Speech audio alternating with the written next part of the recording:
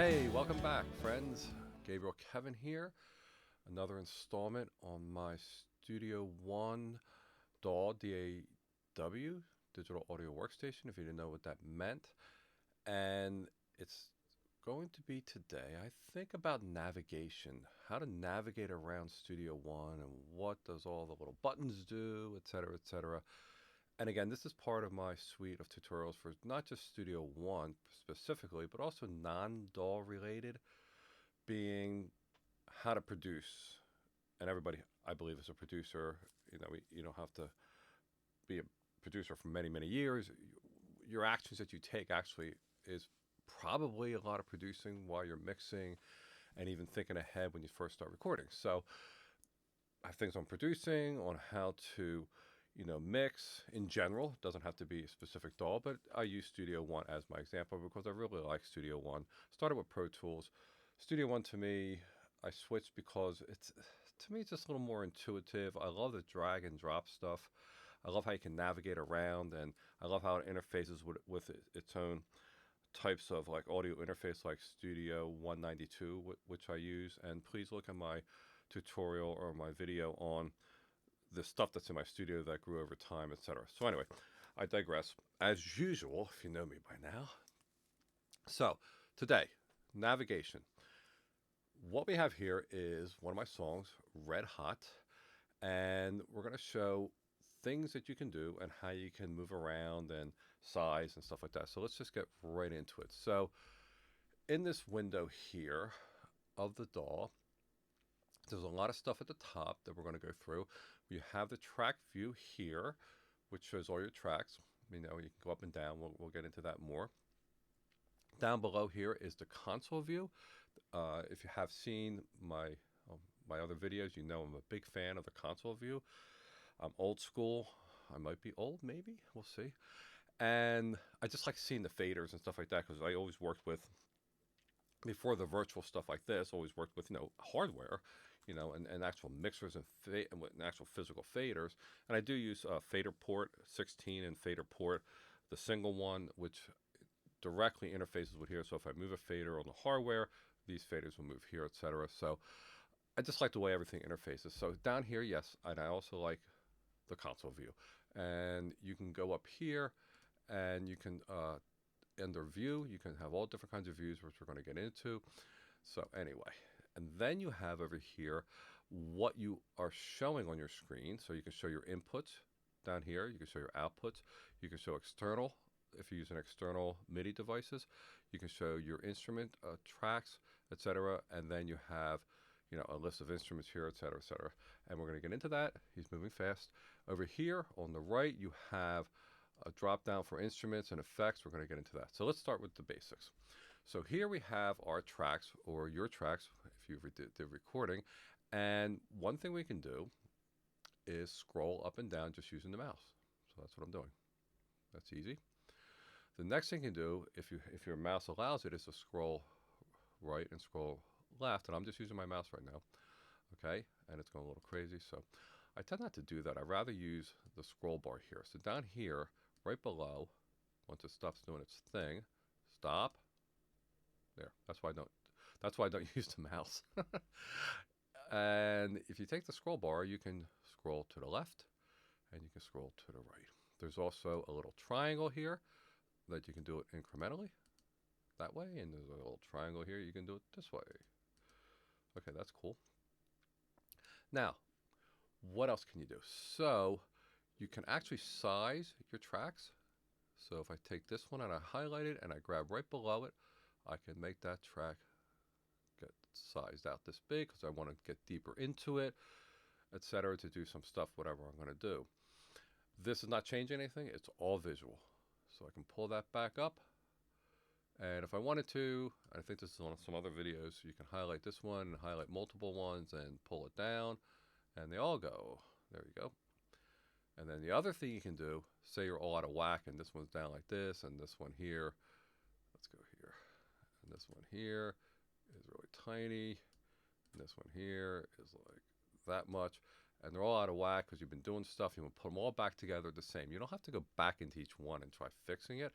Right here, I'm circling, it's hidden. This is one thing that I found out later. Nobody who buys a DAW or anything like that, and reads the manual from the beginning to the end. I usually do that with keyboards or stuff like that. But you read some things or you just research it. But here, this little guy, if I click on it, you see it becomes a little fader, and now it sets them all back to the same, and I can then size them all exactly the same. I can make it real tiny too. And so usually I go about to right there.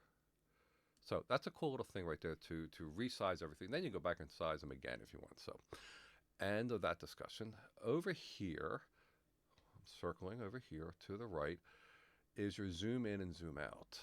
So let's see.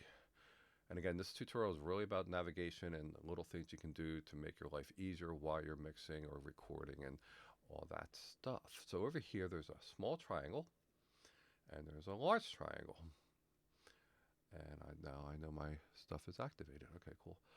And you can click the big one and you'll start zooming in horizontally. This was zooming in vertically. This is zooming in horizontally. Now you can zoom this in really, really wide, or you can zoom it out by clicking on the little triangle.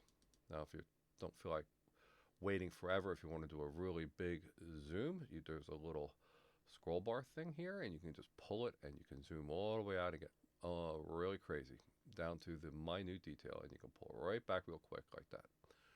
Very good stuff.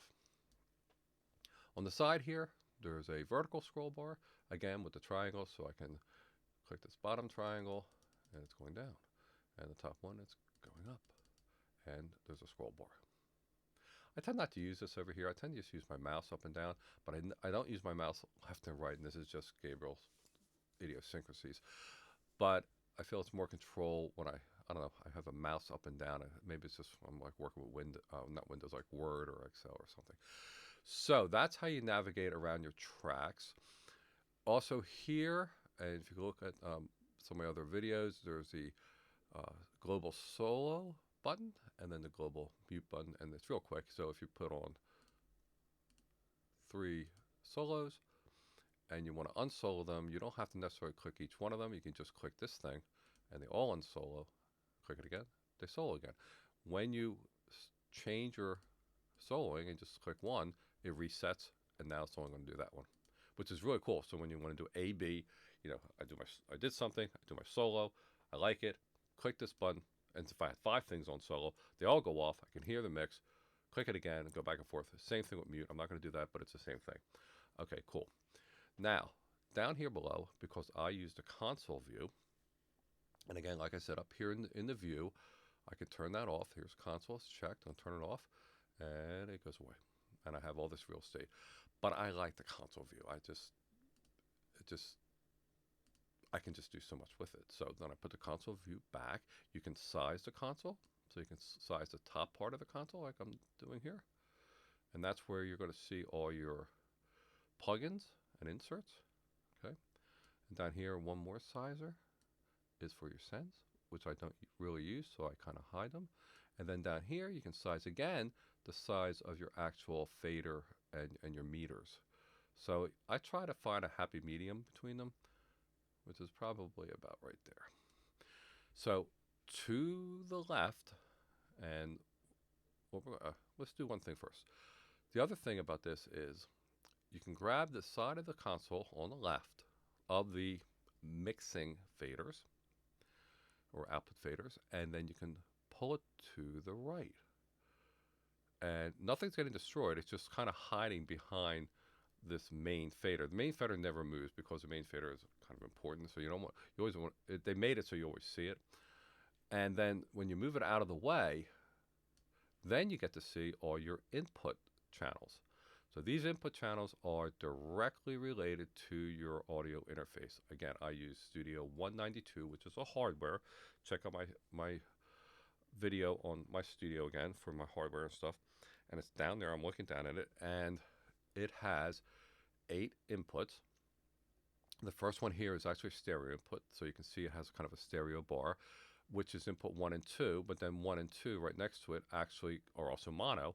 So you're hearing me talk, and that's what's going through. It's going through the Studio 192. That's why you can see it. So it's a good example. And if anything ever peaks and it turns red here, and if you didn't know this, and anything, even over here, if it turns red and it peaks, and because the red says, hey, you just peaked, you want to get rid of that and reset it, just click on the red and it will go away and you can go peaking again. Up here, all these little knobs here, these are specific to Studio 192. So if you didn't have Studio 192, these knobs here would not be here. I originally started with Focusrite, the 8 one, the 8 input one, and they weren't here, but it still does the same thing. And I have 16 inputs, so this goes up to 8. If you only had 2, you would only see 2 here. If you had 8, you'll see 8. And then I have another 8, and they're called ADATs. And I actually use a Focusrite Octopre, Octopre 8, which interfaces with the Studio 192 via an optical cable. And so they're joined together. So I can record and input 16 tracks at once. I have that because I like to do, certain songs. I like to do live drums. And the drum kit over here, to my left in the back, has about 12 mics on it, based on, because it's like 5 toms and stuff like that. And that's why I would use so many inputs, and I want those inputs available. Or if you're generally just doing a guitar, then it'll be one input. Okay, so this is the view of your input. Yay. Now, and you can see set your levels while you're recording. If so tap this, see how it goes up. So when somebody's playing a guitar or playing through an amp, you set your levels via your audio interface, and you'll see it visually here in Studio One on the inputs. So say you're done all that, and you finish recording, and I kind of pull this back, but I leave it open a little bit just to remind myself that this is actually behind here.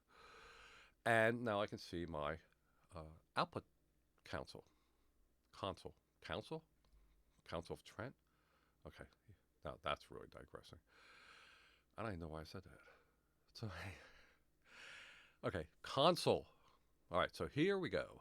These are the tracks which relate directly to the tracks here. So if I highlight the first one, it's going to highlight the first one here. If I highlight number 4, it's going to highlight the 4 here. So these are directly related to the tracks above.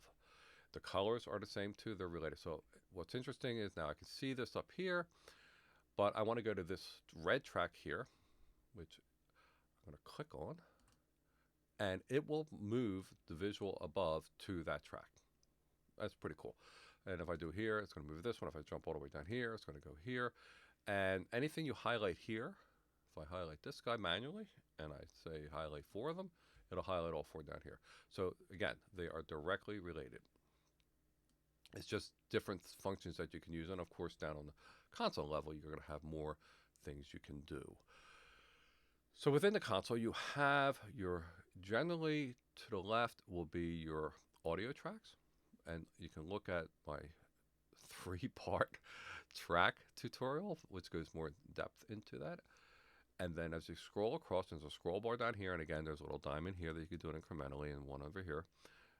And if you scroll over, then you're going to hit your instrument tracks, and then you'll hit your buses, and then you'll have your mains. So you can go back and forth here. You can actually size this, and these can get really skinny. I don't do that. I just kind of like it looks like a real console. There's the meters here. There's a mute button you can do here. It mutes it up there too to the left. Solo button down here. And it mutes everything else when it solos, which you would think it would. Right above that is a volume. You can key in the volume. You can use the fader for the volume. Right to the right of that is your panning. There's a visual panning here, this bar here.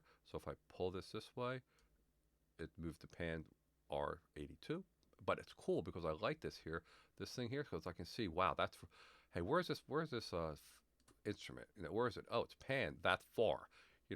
Even though I'm not necessarily looking at the number, I can see that's really panned to the right. And I just really like this little visual here. Right above that is your routing. So it says this is going to bus vocals. This is going to the mains. And then you have the name of the input, I believe, of the input that you used. Or the name of the track. So the name of the track is down here. I think this is the input up here. Okay. Don't take my word for it. Yes, it is. So I click on it and it shows all the inputs. So that's the input that it came in on. Or actually, it's the input that it's set on. So if I go over here to the top left and I drop this down here, whoops, I can change what input is going to this track if I was just starting to record it. And when you do that, and let's highlight this guy. You do that, and say I change it to kick for some reason. Okay, over here, it changed it to kick. So it just tells you where you're recording from, what track. But after you finish recording, obviously that's kind of irrelevant. So, but it's a good thing to know.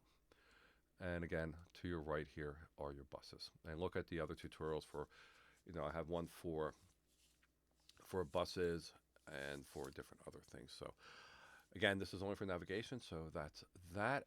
If we come over here to the left, the first thing you have is, well, let me do this. One thing you can do in Studio One, this is kind of fixed here, but if there's a little arrow that's pointing right here, up diagonally to the right. If I click that, or if I hover over it, it says detach. So if I click on that, it's going to detach my console. Oh, there it is. It's all very messy. So then you can now size this any way you want. You can hide it behind everything. So if you want to have a lot of real estate here and you want to have your console detached, this is kind of cool, and you can move it around. That way you can, again, see a lot more tracks if you want to do that. And then this is like this, and it's movable. If you want to put it back, the arrow turned the other way, it says attach, and you click on that, and it reattaches it. Cool. Okay, and we're not going to hit everything, but we're going to hit as many things as we can here, so I don't want to have this video go on for 2 years, maybe 3. Okay, very important, I/O, audio I/O setup. Click on that. Whoa, look at this thing. Okay, so we have the inputs, and we have a tab for outputs. So the outputs are a lot more simpler. So the outputs to me, and it shows your interface. And I guess if your interface has a picture, it'll show it. So that's the picture of the actual Studio 192. And I have just outputs really just going to the main out left, main out right. I could add, say add a mono. Okay, it'll add another line. I can rename it. And I can say, if I choose this as an output, I want it to go to, let's say, ADAT out 1, and then I can route it to that, and then I can do something with it. Maybe go to another piece of hardware and come back. So I'm not going to use this guy, so I'm going to remove it.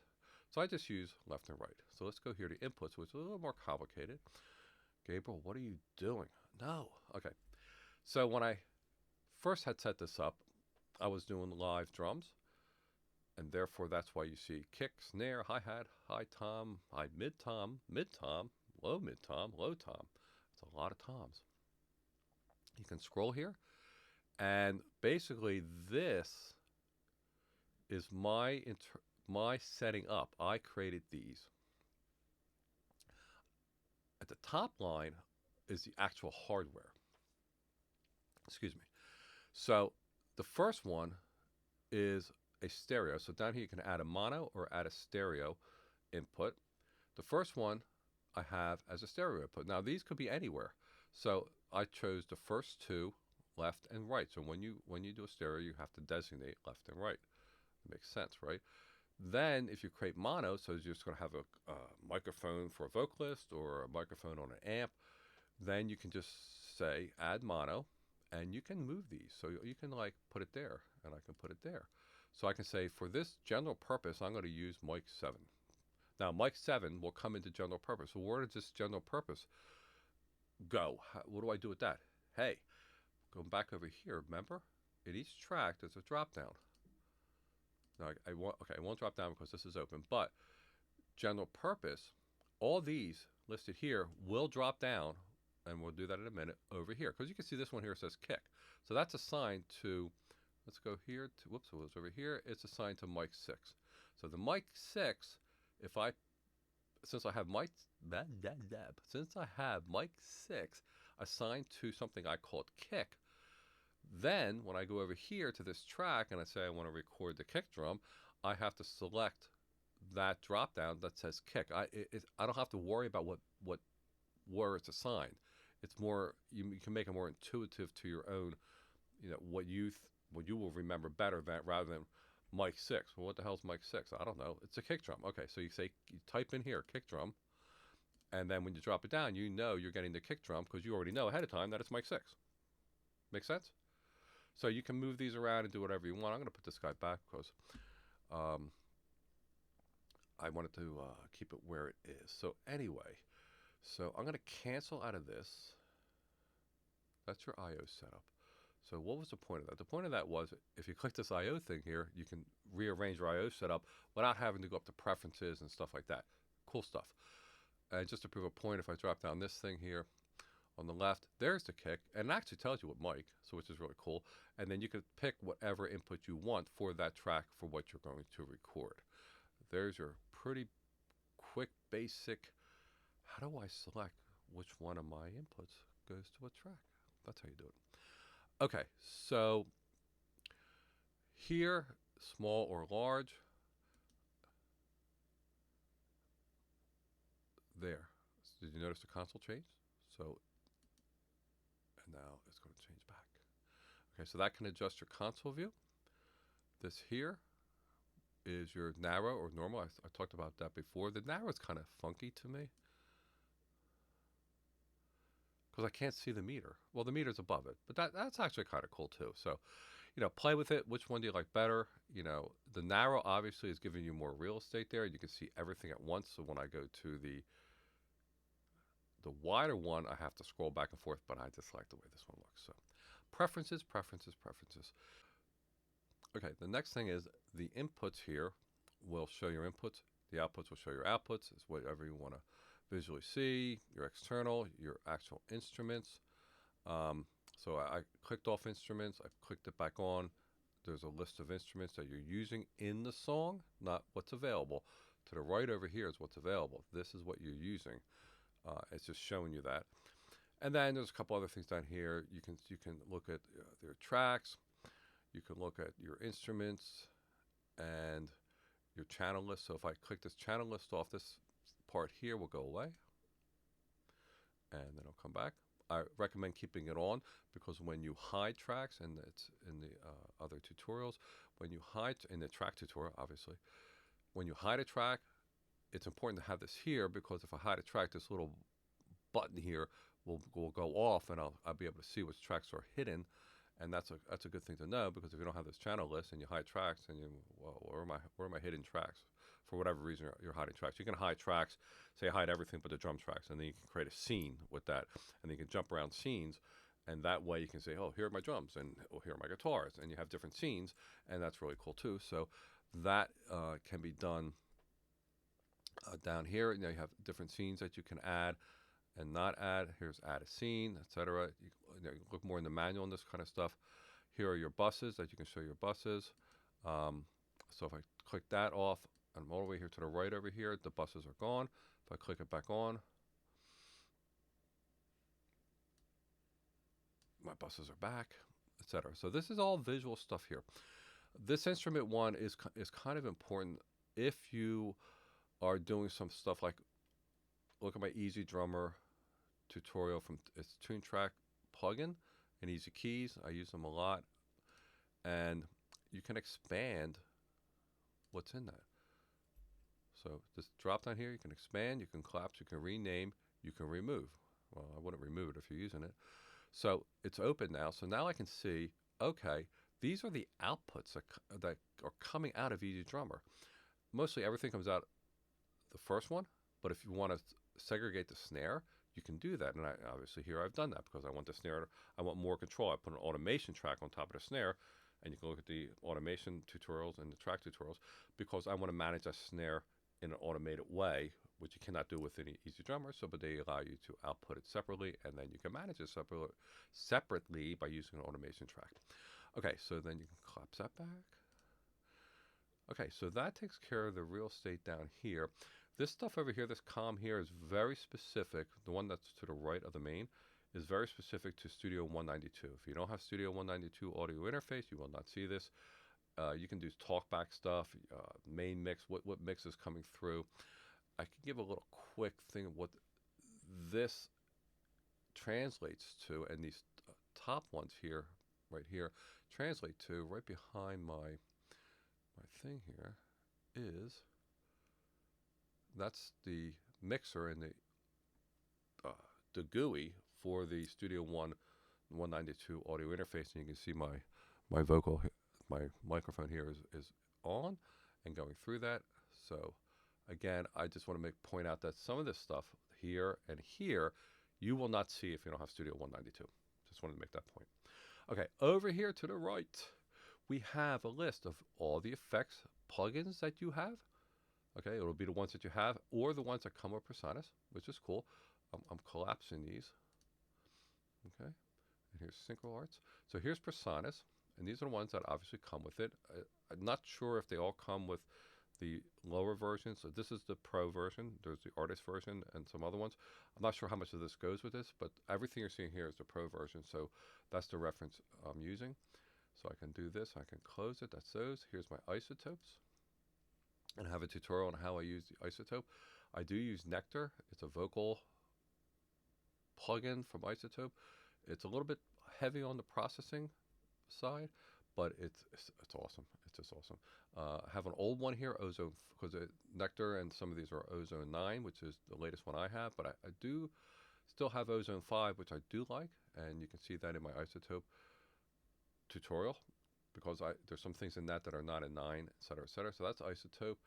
I'll close that. I have two of them here. Solemnity, I believe if you get the Pro, you will get this. It gives you Melodyne, which is awesome. I have a tutorial on it. I can't put everything in one tutorial. That's why there's so many tutorials.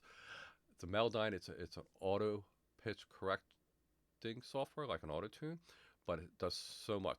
There's so many things you can do with it, and change the things of your vocals and align them and even create harmonies. I have some other ones here. I have Antares. This one here, the reason why I got this is for this harmony engine, which I use in a couple songs, which is really cool, but you really have to know how to do automation to use that. I'm just going through some things here. You can put things into favorites, and here's Tune Track. Tune Track is Easy Mix, and there's also Easy Drummer, and let's close that up. Synchro Art, new thing I got, haven't used it yet. Vocal Align Ultra, it really works better in Studio One 5.5. I'm in 4.6 because that's where I recorded these songs, and that's the one I have to use for references, but I can't wait to use this to align vocals automatically. It's awesome. So anyway, this is the effects section. You have folders and stuff like that. You can sort it by vendor or whatever. Instruments would be the instruments that you have. That would be MIDI instruments. So for instance, Tune Track here, instruments would be Easy Bass, Easy Drummer, Easy Keys. You can see that in those tutorials. And this is where you can add plugins that are instruments or things that you're going to be using yourself, like here, Yamaha Corporation. I had this other thing that I got, Vocaloids, which creates vocals. In my opinion, doesn't work that well. But anyway, this is where your instruments are. I'm just leaning over because there's a light there. You have loops. Sorry, I clicked the loops, which I do not use, and you have your files. So these are all your songs and stuff like that. So it's a good reference here. But here, the effects mostly, or the instruments, is where you drag and drop them to tracks and stuff like that. So this section here is what that is. Let's go to the top. And I'm trying to speed up so this video is not forever. So at the top here, we have the things you can do with your mouse. So here is the pointer, which can set the cursor for the playback anywhere. You can highlight tracks. It's your typical arrow pointer. Next one is a range tool, and so you can click on that, and you can click on a range. Say you have a track, and then you can copy that out and do stuff with that. Here's your cut tool, so you can come in and cut things like I have here. And remember, your snap to grid up here. I say it's so many tutorials. That's off. So see, I'm freely moving across the grids. If you put that on, it'll snap to grid based on what these notes are here. Now watch, see, it's snapping to grid. And there's uses for both. You have your eraser tool. So you can take this, it looks like an eraser, and it'll erase an event or events if you highlight multiple ones. You have a pencil tool, which I do not use.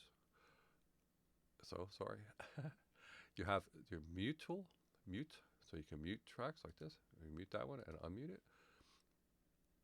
And then you have your bend tool, which I have not used yet.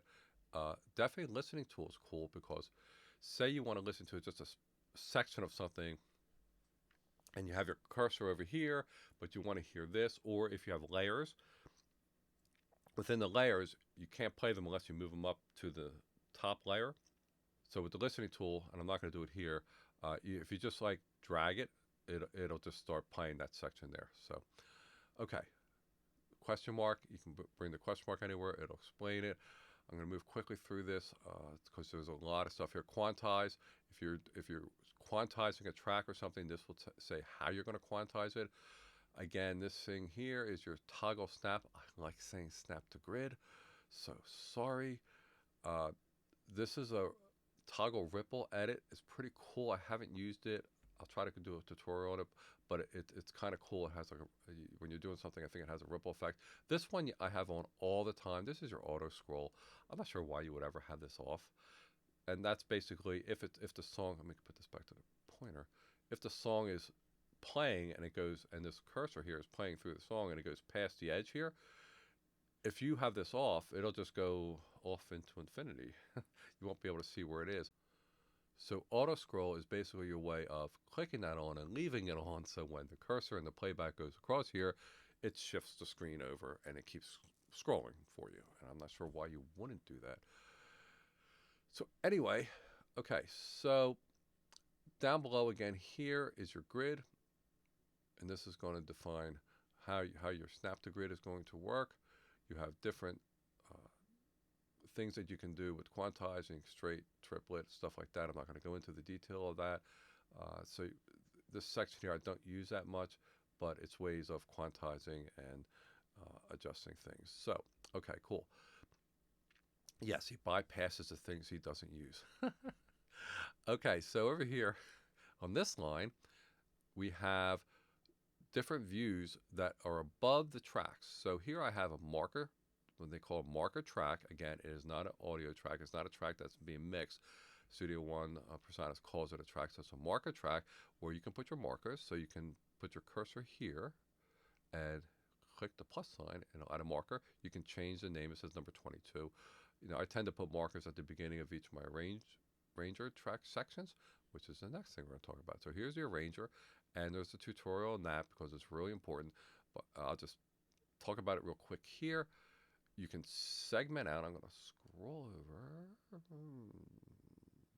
Okay, so I know that this is the verse section, verse 2, because I created this. I made this range here.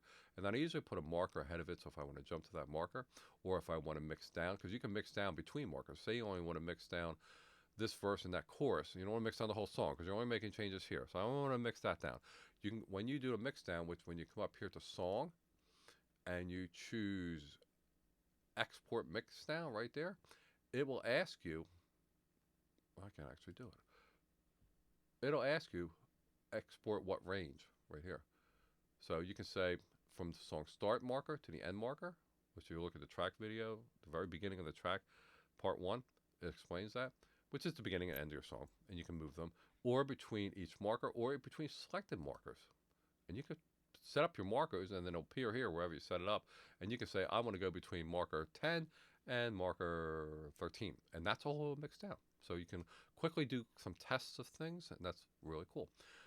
Please look at the arranger tutorial and the track tutorial. I think it's one of the most important things in this whole top part here.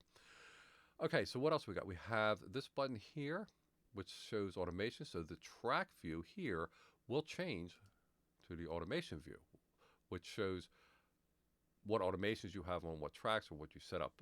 Tutorial on automation, obviously. So that just turns the view from regular to automation.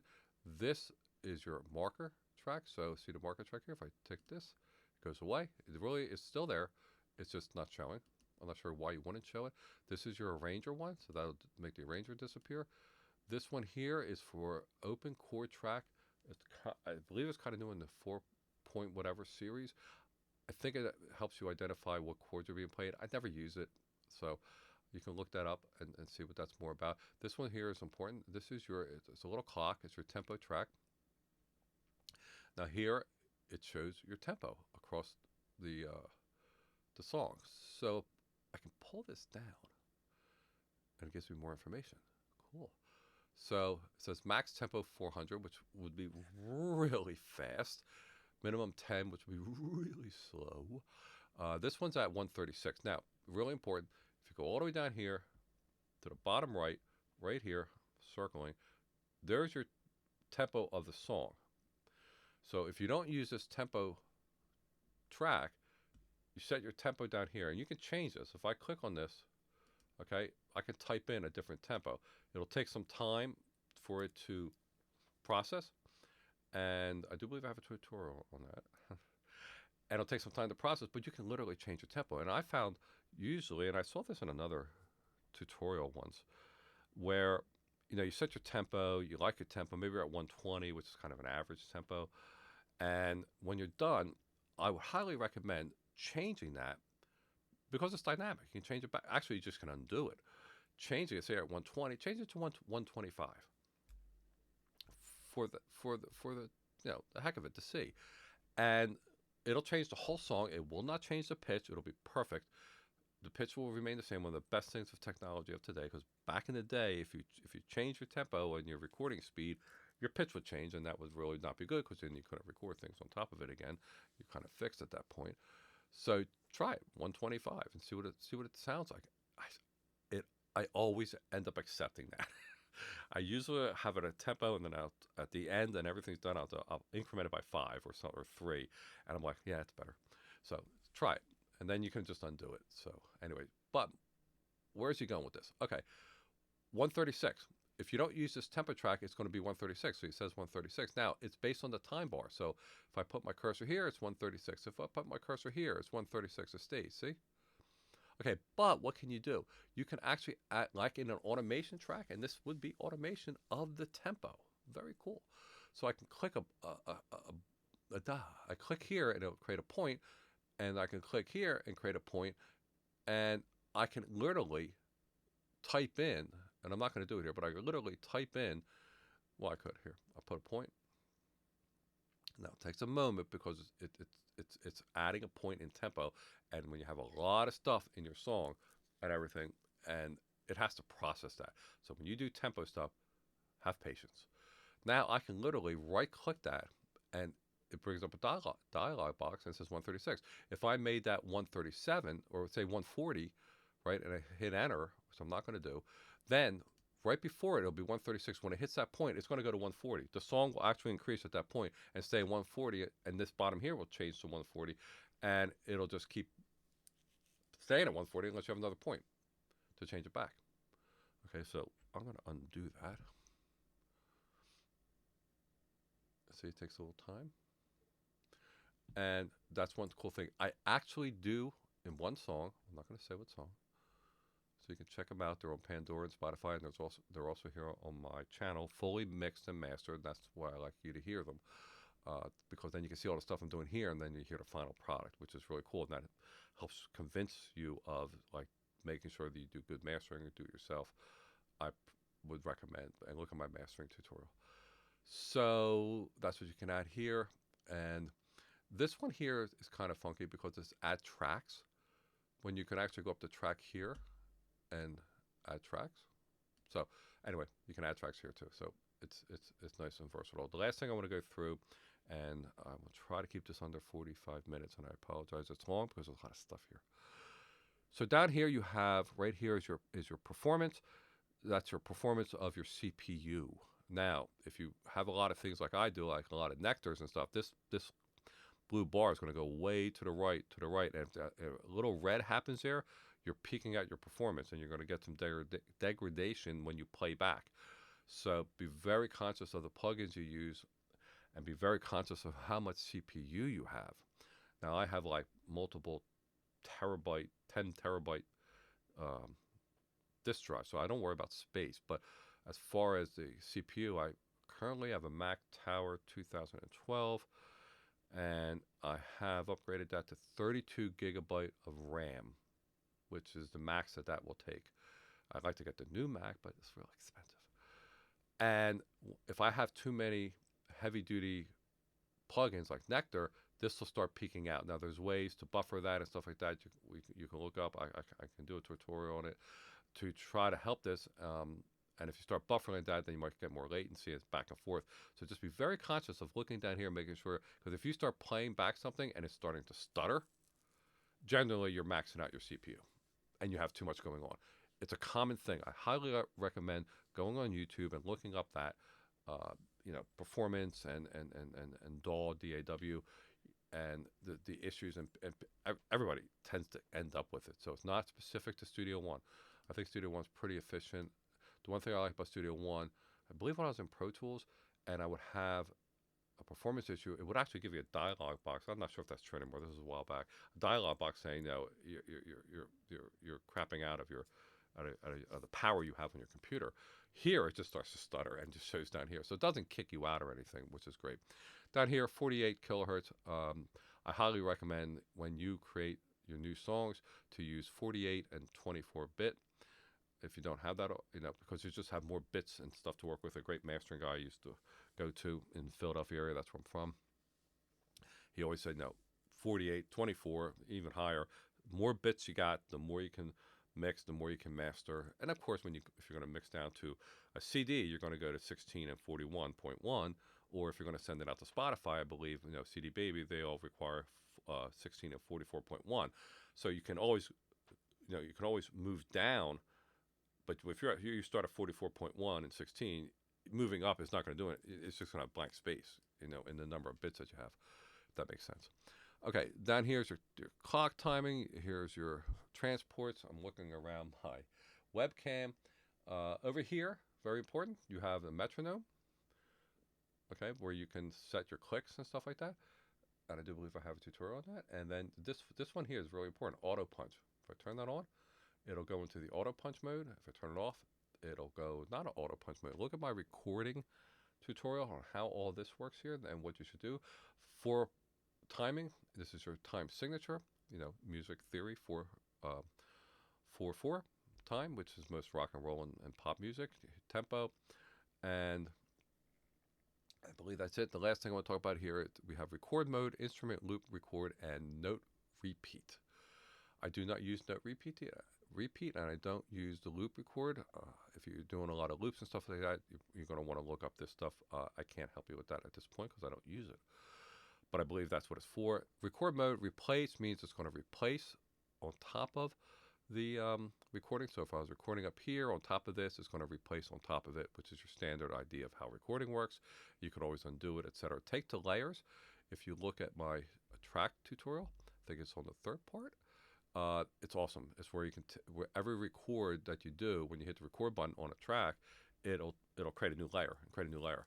So think about the use of that is I have a vocalist, or you are the vocalist, and the vocalist sings. Great job. You ready to do it again? We're keeping that one. We're just going to do it again. To go ready, hit record. Bing. It records that one to a layer. Do it again. Hit record. Bing. Puts it to a layer. You don't have to add. You can add layers manually, but just does it. Then you could pick parts of each one of those layers and make the thing, and it looks like that's the way they sang it, but it was actually parts of 3-4 different layers. Very cool stuff. Input quantize. Last thing of today.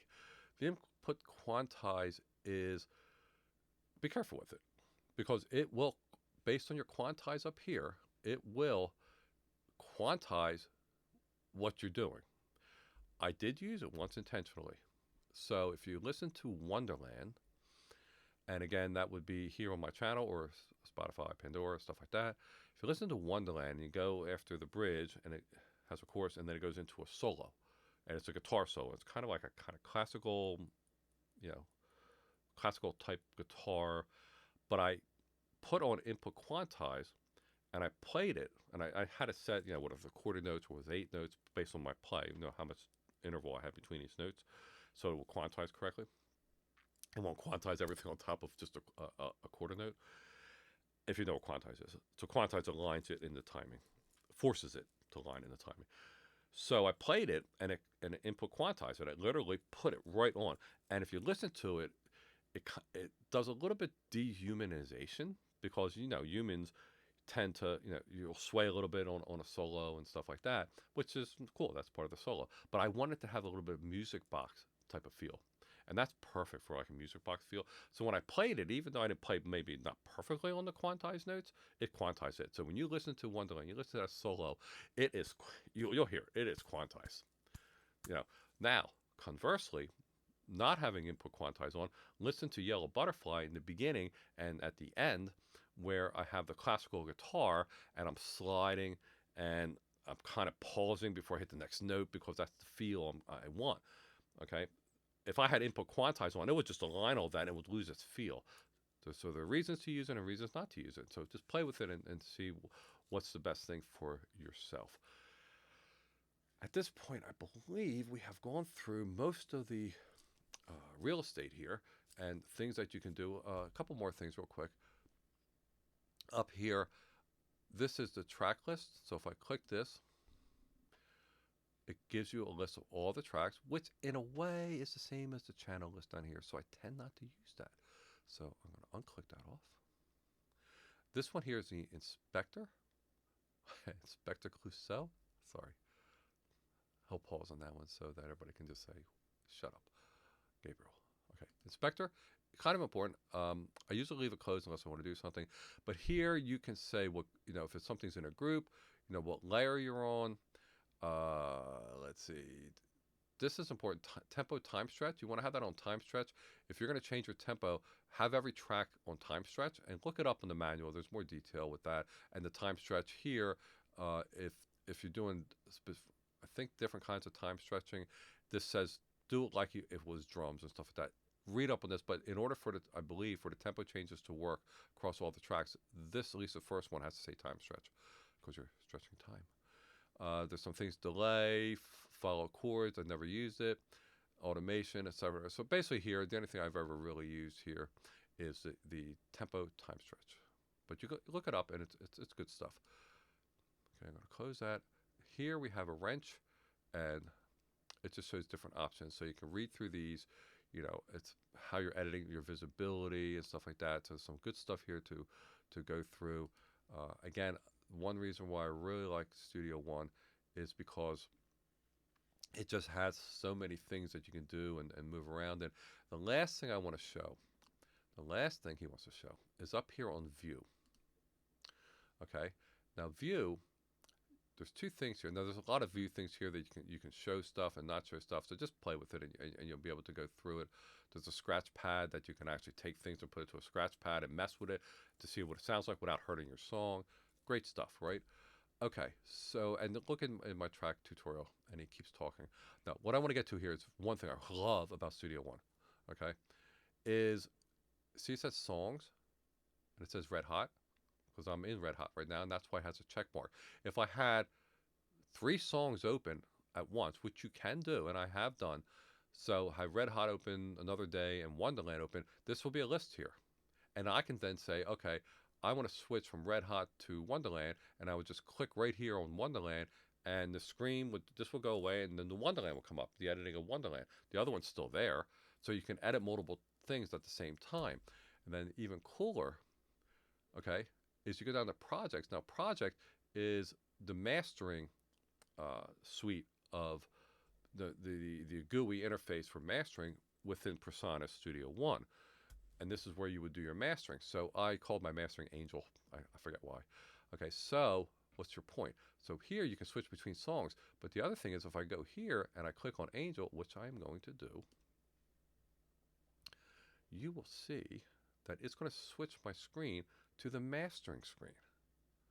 Now, I had set this up, so this is my mastering, and look at my mastering tutorial. So these are the songs that are mixed down from the prior screens into this mastering. So here's different songs. It looks like, like it would be like a CD, right? And here would be, your graphic interface, and I'm not going to go through all this.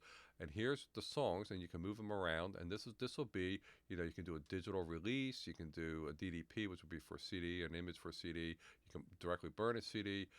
Digital release would be like if you click on that, you would send these things to like Spotify and stuff like that. You can do MP3s, you can do WAV files. Anyway, so if you're mastering and you've set up stuff and you go, oh wow, and this is what I love about it.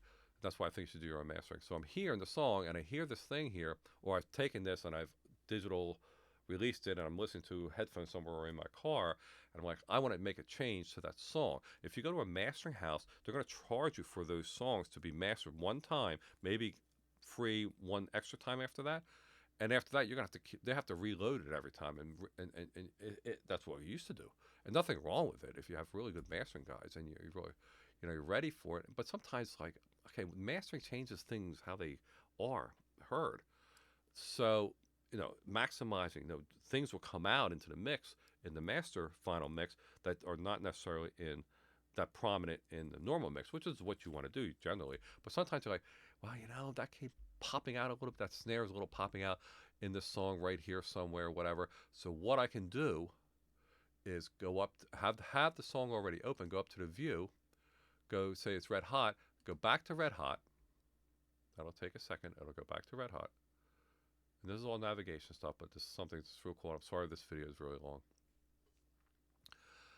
And it'll go back to red hot. It's taking a little longer because to load a song with all those tracks is a lot more intense than the mastering. And I can go back here, and I can go change that snare, hit save, go back to view, go back to projects, all in one session, all right here. They're all open. And then what'll happen is it'll make a little red mark here. See it? And that says you have updated the actual song, but you have not imported that song into the mastering session yet. Cool stuff. So then you can click this, and I'm not going to click it right now. You can click this, and it will bring in that recently saved version of the change you made right into here, and then you can go right here and do another digital release and listen to it. And you can keep doing that at your heart's content. And that's one thing I love, because I can make I hate making a final decision and later, after you spend $1,000 in mastering and they go, I wish I moved that up and down. And it's like a month later and you can't. You're going to go back. They have to reload. They have to, all the settings in the mastering session are pretty much gone because we're mastering somebody else now. Again, nothing wrong with mastering houses. I love them. The guys are great. I know some really amazing people. But I also recommend that you look at doing your own mastering and check out my mastering suite. So anyway, that's a really cool thing, that's just toggling back and forth between your mastering session or between your songs, and just based right there. Easy. So, okay, that's it for today. I hope it was helpful, and I hope you're really getting a lot out of my tutorials. We're all family. I always say this, a community of artists and musicians and songwriters and producers and mastering folks and stuff like that.